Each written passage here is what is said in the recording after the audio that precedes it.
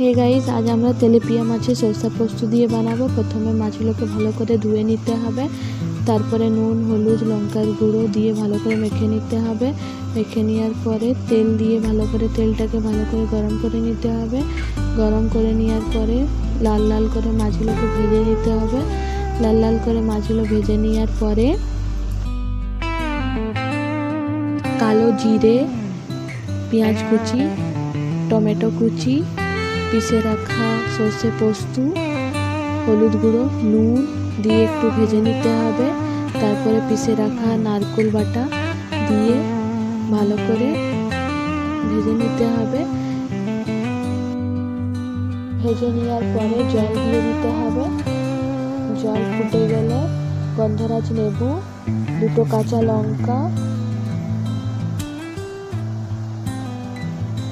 দিয়ে ফুটে গেলে মাছগুলোকে দিয়ে দিতে হবে। তারপরে উপরে একটু কাঁচা সরষের তেল, কেটে রাখা ধনেপাতা, তাহলে রেডি হয়ে যাবে তেলাপিয়া মাছ।